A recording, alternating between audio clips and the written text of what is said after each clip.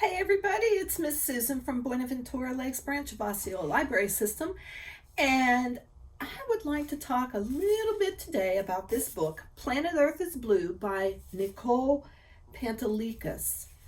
Now, I really enjoyed this book. I like the way she wrote it. It's written partly in first person and as a narrative. And I like how the two styles come together to tell a very compelling story. Now, this story is about Nova, who is 12 years old. She is autistic, and her sister Bridget, who is 17 and missing. Nova has no idea where she is, but we learn a lot about Bridget through the letters that Nova writes to her in the book. And that's where the first person part comes in, is her writing letters to Bridget and telling her about what's going on in her life. The book takes place in New Hampshire during January of 1986. So it takes place in the past. I really did enjoy this book. I recommend that if you haven't read it, to go ahead and get it and read it. And I hope that you enjoy it as much as I did. Hi there, it's Mr. Jonathan, and I am here with author Nicole Panteleakos, who wrote the book we're reading this week, Planet Earth is Blue. Thank you so much for joining us. Oh, thank you for having me. So, I'm wondering, where did you get the inspiration for this book? And are you particularly inspired by space? The inspiration came from a lot of little places that all sort of melded together in a really great way. It started with the Challenger. When I was a little kid, I was obsessed with the Challenger. And what had happened then. I don't want to give any spoilers, but I was really interested in that, so I knew I wanted to write a book about it. And then the title, Planet Earth is Blue, comes from a song by David Bowie, and the line is, Planet Earth is blue and there's nothing I can do. And I was very heavily inspired by the song. I listened to it all the time while I was writing and drafting and editing, and I liked this idea of what you do when there's nothing you can do. The idea of the song is Major Tom is an astronaut and he goes out in space, and once you're there, there's only so much that you can do if something goes wrong. And I wanted to address how you keep hopeful and go on when things aren't going exactly as you planned. So with Nova, I knew I wanted to write about an autistic girl. I didn't originally know she was going to be non-speaking. That came later. I didn't know her name was going to be Nova. For a long time in my Word document, her name was Four Little Stars. So her name was just like four little asterisks because I had no idea. I knew what I wanted to call Bridget and Francine and Billy and everyone else, and Nova was a big blank for a long time. About space, I was not as into space as Nova, but in college I took an astronomy class because I needed a science requirement, and I ended up really liking it. When I was in middle school, our school had a planetarium, and I liked when we'd go to the planetarium, which wasn't very often, and in college, twice a week, we would go to the planetarium for this class. So I loved being able to incorporate the stuff that I learned and the science notebooks I still had into some of the book. I loved that. I felt like Nova was such a rich character. What I liked about this book was at times I forgot that it was a middle grade book, not because it wasn't geared towards that audience and not because a child that age couldn't grasp it, just because you weren't writing down to that age. Like it felt like you were willing to take children to kind of a dark and realistic place, and acknowledging that sometimes children are facing huge difficulties, kind of like Nova. So I loved that. What makes you so confident that children can tackle things like that? Because a lot of authors don't give enough credence to children and their ability to understand concepts like that. I think a lot of kids are dealing with these sorts of things, and to be able to see themselves and their experiences or similar experiences in a book is really important. One of the reasons I wanted her to be a foster kid is that there are several foster kids or former foster kids who are very important to me, but in particular, my goddaughter and her twin brother. When I started working on the book, they were being adopted from foster care, and I wanted to write a book with a positive foster family, because so often I'd be reading books with the kids, and Harry Potter lives with the awful Dursleys, and the kids, you know, and they live with Count Olaf, or they live with like the terrible aunt who took them in, and whoever it is. So I wanted to have some hope for kids too who are in that foster care situation. There are some good, well, not some, there are good families out there. There are loving families who will take care of you. I wanted that for Nova and for my goddaughter and her brother and other kids in that situation. I love that. And what do you wish that people, by and large, knew about those with autism or with sensory processing difficulties? Oh gosh, so much. So I don't even know where to start with that. For me as a kid, I had major sensory issues, and it was not diagnosed as anything until I was an adult. I was called persnickety in particular, and some not very nice names. But it was so hard. It was hard for me to get dressed. It was hard for me to shop for clothes. I couldn't stand the way things felt. I couldn't stand like the feel of certain things, like those brown paper towels you have to use in school was really hard for me. And I felt odd. Like I felt like no one else has this experience, and I'm alone, and I'm weird, and it's bad, and it felt very negative. And then when I was maybe early college age, something like that, and I first learned about sensory integration or sensory processing disorder, I was like, oh my goodness. And I ended up seeing a doctor and a therapist, and there are ways to deal with that. And autism isn't the problem. It's part of who Nova is. Some of the accessibility stuff is a problem, especially being the 80s. She didn't have an iPad to be able to type out her sentences. Thankfully, it's a lot better now. But I really wanted kids to be able to see a kid like themselves, and for kids who don't know much about autism, to see someone who is not a stereotype. Nova is very loving. She's very imaginative. She adores her sister. She's got a creative side. She's into space. She's a full-dimensional person, and sometimes, especially with nonverbal or non-speaking kids, people tend to forget that. One thing that really bothered me when one of my godchildren was little is I was talking to him as I talk to any other 4 or 5-year-old kid, and a therapist stopped me and she said, oh no, he doesn't talk. So when you talk to him, you should only use 2 or 3 words at a time and say things like shoes on. And she wanted everything in a sing-song voice. And I was like, but that's silly. He understands what I'm saying. And that's another reason when I made her, decided to have her be non-speaking, I want kids to read and know my peer may not speak to me as much as I speak to them, but they still understand, and we should still talk, and we can still have a bond, and we can be friends, and we can connect over things, just like Bridget and Nova, and then later Nova with her group of friends at school. I love that. And I really felt like she was such a real character, and not like sometimes you read books that feature characters who are differently abled, and you can tell that it's supposed to be almost like inspirational, where they're using that disability as like, they can do it, so can you. And that's such a yucky place to take that kind of narrative. And you totally did not take this narrative in that direction, and it felt like Nova was real. I was actually really sad to put the book down, and we have a lot of adults here at the library that are now checking it out because I can't shut up about it. So,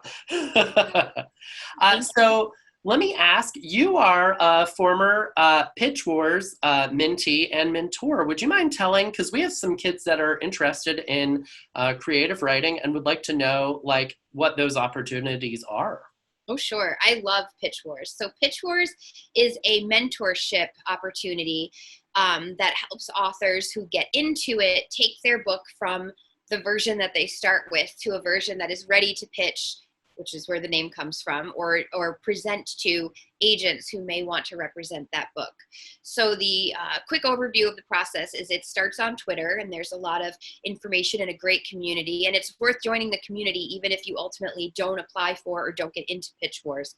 I've met some really wonderful writers through it who have been now my friends for years, which is it's a lot of fun, like buying presents right now for people. I'm contacting my friends and I'm like, can you sign a book for my so-and-so? But I digress. So you write your little pitch, which is like your, it's almost like what's in the blurb on the back of the book, except a bit shorter. And it's to entice the person to want to read more of your work. So mine, I think, was something like Nova, a nonverbal autistic girl counting down the days till the Challenger launch because her missing older sister promised to return so they could watch it together, something like that.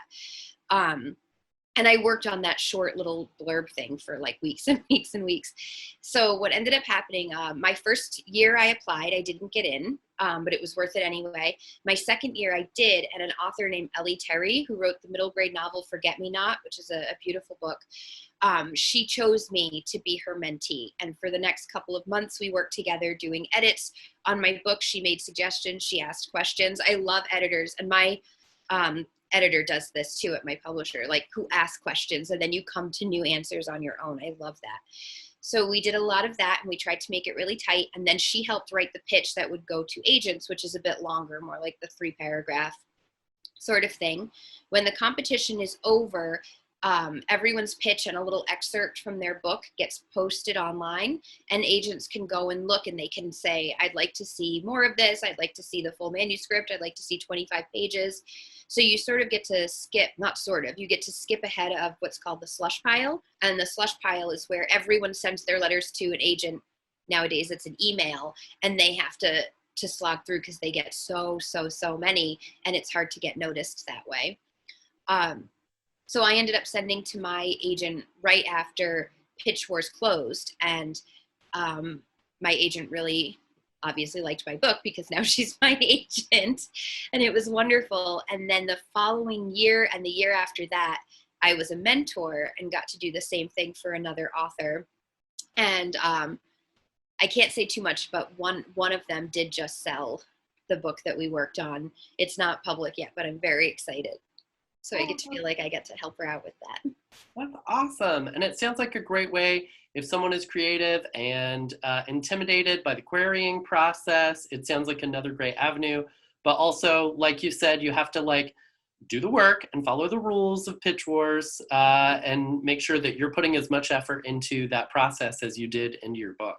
So absolutely. Very cool. And I read on your website that you're also a thespian.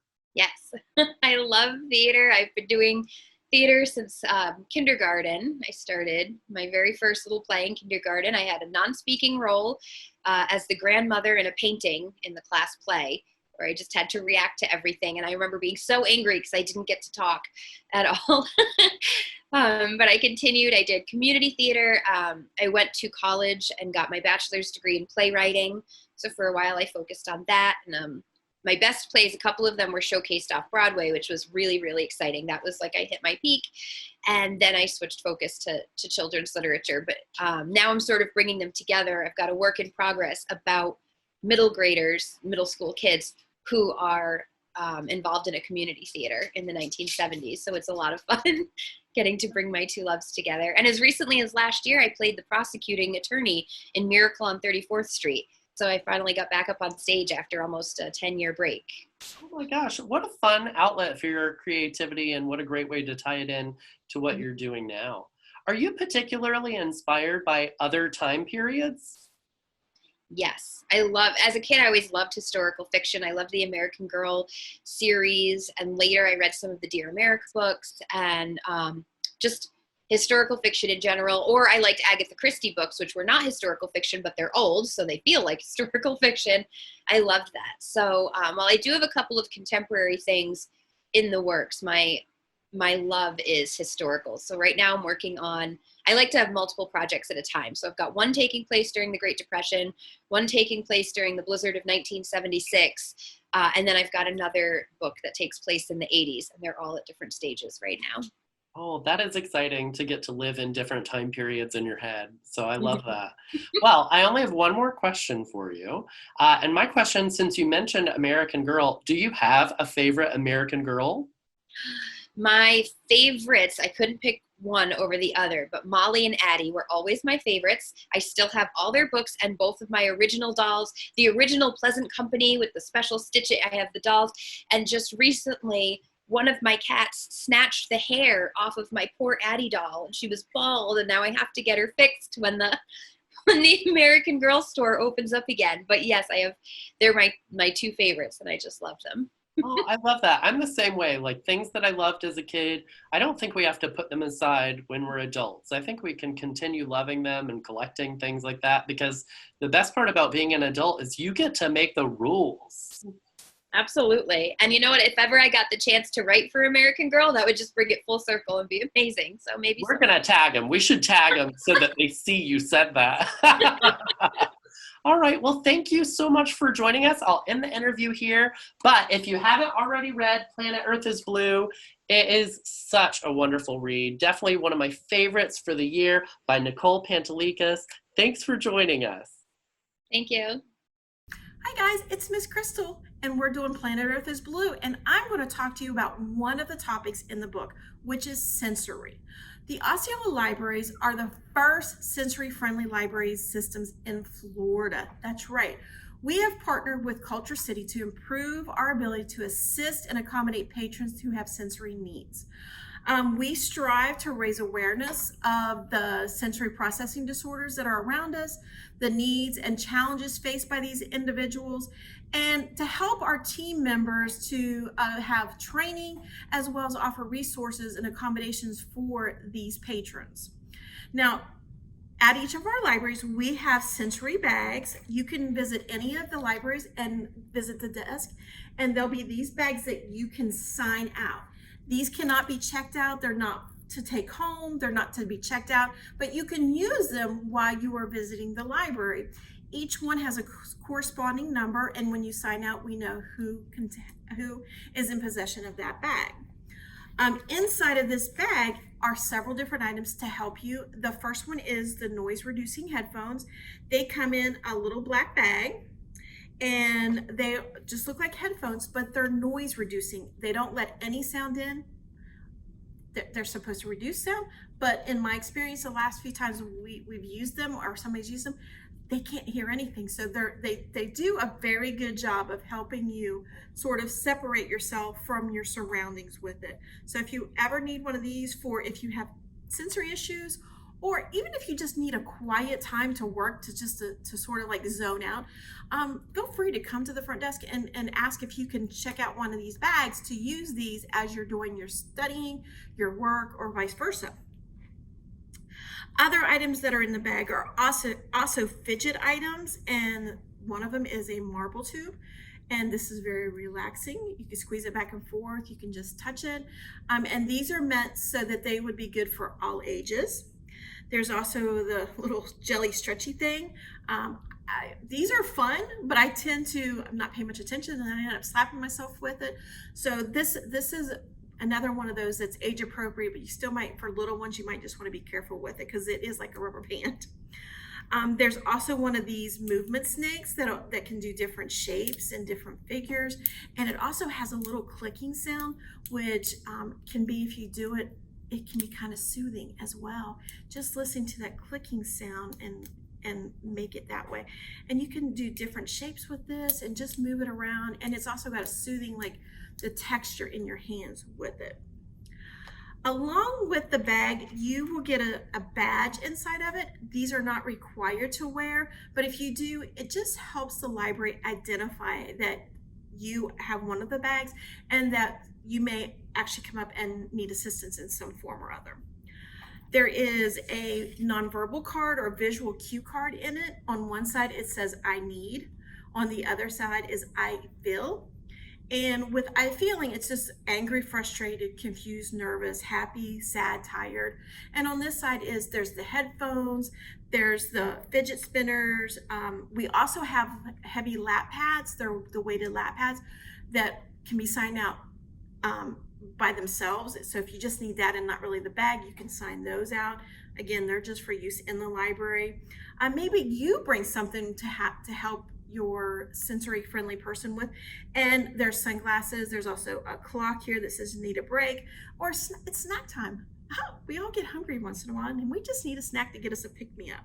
So that's to help those, even if they're here alone, they can bring it to the library and point to it, and we can try to help them as well as we can.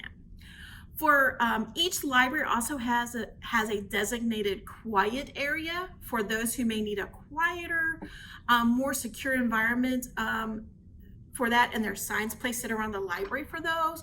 There's also a headphone zone that are posted area that tend to be a little bit noisier than normal. Those could be like the children's department where programming is held, or even close to the computer area where you hear the computer keyboard, or somebody may be taking a phone call or something along that line. And just to let you know that, hey, if you're in a headphone zone, you may want those if you can't stand the elevated noise, or if you need a quiet area where that's a good place for you just to go, not worry about the headphones, and it's usually a quieter area of the library. Hi there! So I'm gonna make a paper circuit because Nova is obsessed with space, right? So I figured we could make a paper circuit like a constellation. So first, I'll show you how a paper circuit works. So a circuit implies that there is a circle, but it doesn't actually have to be a circle, right? But all parts of our circuit have to connect. So you'll see I have my little box here. I have my LED light and I have my copper tape. And are these connected? No, right? Not connected yet. So I'm gonna put my battery down, and then, look at that. When I close the circuit by folding over my paper so that the copper touches the opposite side of the battery, it lights up my light bulb, right?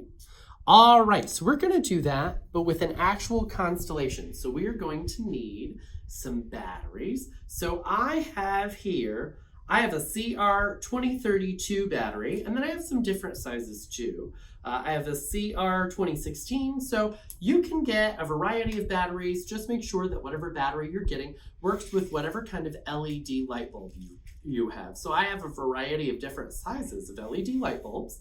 I've got copper tape, I have scissors, I have tape, and I have a marker, and I have paper, right? So what I would do to start is I would draw a constellation. So I'm going to start with Libra, party. And there we go. And I have to keep in mind that these batteries can only support a certain amount of these light bulbs. So I can't expect one battery to light 5 light bulbs. So I already started one, you'll see, where I have the same pattern here. And I sectioned it off. So this will be one section supported by one battery, and this will be another section, which actually I think takes 2 batteries. Let's double check. So I've got my 2 batteries here. Let's see if that works. Oh, look at that. I think I could even throw on a third one to make sure that the third light lights. Or maybe not. Look at that. So now my 3 light bulbs here are lighting, and that required 3 different batteries, right? So I'll show you how we did that. So we've already done the top. Now we need to do the bottom. So I've got my copper tape ready, and I'm going to draw a line in between here. But first, I want to know where I need to put my battery. So I'll fold this corner down. And first, I'm going to use a pen to trace my battery. And I'm going to try and trace really, really hard so that I get the indentation on both sides of the paper underneath this battery so that I can go ahead and place my battery there. Here we go. And if I want, I can even trace that indentation underneath and trace this indentation. That way I know where my copper tape has to go, right? Because we have to make a circuit, which means everything connects, right? So I'll start by putting a piece of copper tape in between here, and I want to leave enough room for each of the prongs of my LED light bulbs, okay? So you'll see it's kind of finicky. This is why I already did part of it before we made our video, so that I could just show you a small part of it. Because it's kind of finicky. You have to use your fingers to kind of take apart the sticky tape.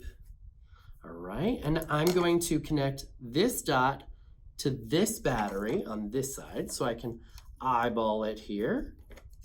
All right, and be careful of your fingers. And the good thing is this is a low voltage project. So you can do it with minimal supervision, but still make sure mom and dad know what you're doing. And always remember to keep these batteries away from little folks, because those batteries, if ingested, could be very poisonous and very bad for you. So make sure, don't play with those. Don't put them in your mouth, and keep them away. If you have little brothers or little sisters, keep them away from your little brother or little sister. Okay? And one more piece, and then we can move on to light bulbs. So the reason why we do the folded part is so that one part of the circuit touches the top of the battery and one part of the circuit touches the bottom of the battery, right? So look here, copper tape on the bottom, and when we fold it over, copper tape on the top to close the circuit. Now, all I need are my 2 batteries. So I don't know what color they are, mystery color, but I want to make sure that when I tape them in the same direction, because it will ruin my current if I tape them in opposite directions. Then the circuit will be closed no matter what. So, all right, I know that if I do the longer side on this side towards my right, that the light bulb turns on. So I'll just make sure it's the same here, and it should be longer side of the filament on my right side, lights it up. So I just need to remember which side is longer, okay? And I'm gonna bend the prongs, put it right here on the dot, and then make sure that both ends of the prongs touch the copper tape, and then I can tape it down.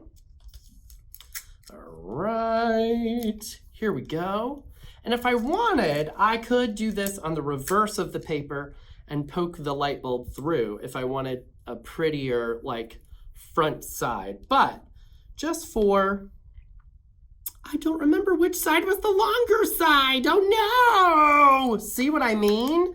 Okay, so let's double check again. Longer side. Ha ha ha ha ha. Here we go. So the good thing is you can always take up your tape and redo it, right? Just in case you need to, except it's sticking to me. So now I'll take that up. I can't just tape it on top, right? Because then my filament would not be touching the copper. I need my filament to touch the copper. Okay, I'll tape it again, and I'll just remember that the longer side is going in this direction. That's the important part that I need to think about. I need to remember what direction my longer side is going in. But if you complete your circuit and it's not working, then you know you might have to reverse some pieces. You might have to flip your battery over. You might have to think about which of your light bulbs might be in the wrong direction. And now, let's see. So I can put my battery down. And so it's not lighting that way. So maybe I have to flip my battery over. Let's see. Nope. Let's try another battery, one that isn't quite so sticky. I wonder if I don't have enough batteries, because I have 2 light bulbs and only 1 battery, right? Let's see, let's try this again. Look at that! So I've completed that part of my Libra circuit.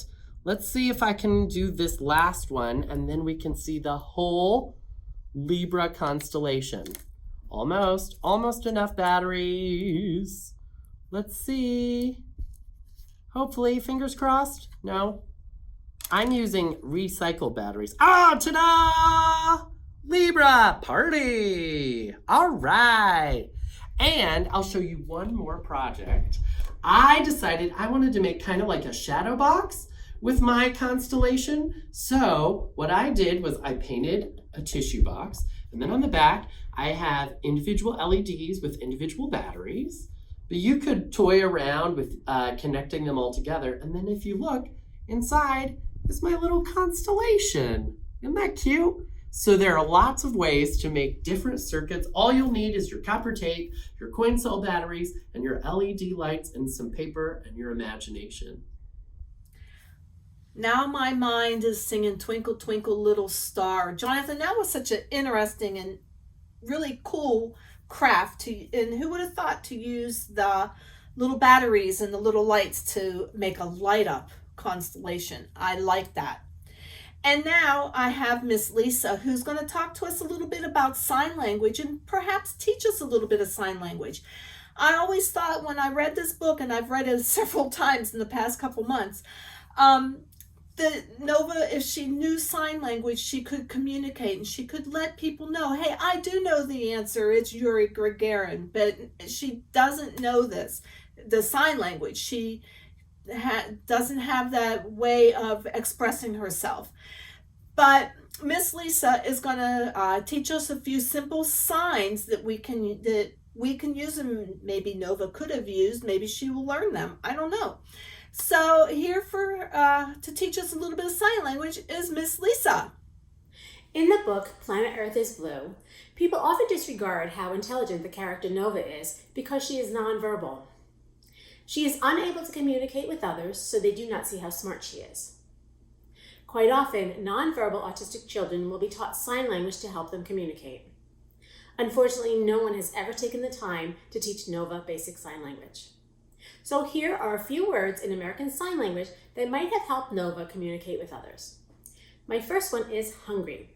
You're going to take your hand and make it into a C. Put your palms facing the center of your body. Start with the C hand around near your neck and move it down towards your stomach. This sign is a lot like food going down into your stomach. So it's a hungry, hungry. And in sign language, your face really tells a lot about what you're saying. So if I do this, hungry, it doesn't show that I'm so hungry. But if I go, hungry, hungry, right? The next one is thirsty. I'm going to take my index finger and I'm going to move it from my chin down to my stomach. It is like you're tracing the path of where the water might be going down. Thirsty. Thirsty. Again with your face. Are you a little bit thirsty? Thirsty. Are you really thirsty? Thirsty. The next one is bathroom. I'm going to take my right hand and make the letter T, put my thumb in between my pointer and my middle finger, and my palm is going to be facing out, and I'm going to shake it side to side. Bathroom. Bathroom. So if you need to go to the bathroom, you go, bathroom. If you really need to go to the bathroom, you're like, bathroom. The next sign is tired. You're going to cup your hands with your fingertips on your chest like this. You're going to drop your hands down like this, like you're too tired to hold them up. Tired. Right? So the sign of them are resting on your chest. Tired. And again, I'm a little bit tired, or I'm tired. I'm so exhausted. Tired. Good. The next one is sick. You are going to tap your head and your stomach with your middle fingers. Sick. Sick. And you could be a little bit sick. Sick. Just don't feel good. Or sick. The next one is hurt. You're going to take your index fingers of both hands and you're going to bring them towards each other. Now, there are two different signs, two different ways to do this. You could tap them twice. Sick. I'm sorry, hurt. Hurt. Another way, a variation, is to take them, and this one's a little harder, and twist them toward each other, like this, hurt. And then what you would do is, depending on where you're hurt, depends where you would do the sign. So if I have a headache, hurt, or if something hit my head, hurt. If my shoulder hurts, it would be hurt, hurt. Like I said, you could tap twice, hurt. If my stomach hurts, it would be hurt. If I hurt my elbow, that would be kind of hard because you need both hands, but you hurt. And the last sign I have to show you is help. You're going to take your left hand thumbs up, your right hand palm up, put it underneath and bring it up like this, like you're helping your hand come up. Help. Help. Now, if you wanted to say help me, I would bring that help sign towards me. Help me. Help me. And if I wanted to help you, say help you, I would say towards you. Help you. Help you. Now, those are just a few signs in American Sign Language that might have helped Nova be able to communicate with people around her. If you want to learn more about American Sign Language, come into the library and check out some books. We've got lots of them. Thank you, Lisa. That really was a big help. I really enjoyed watching that and learning some sign languages. Again, like I said, I really enjoyed reading this book, and I hope that you did too. I hope you enjoyed our little program today. I would like to remind you to tune in again in 2 weeks on March the 4th for our next book, which is going to be Power Forward. If you like basketball, and even if you don't like basketball, you should enjoy this book. See you then.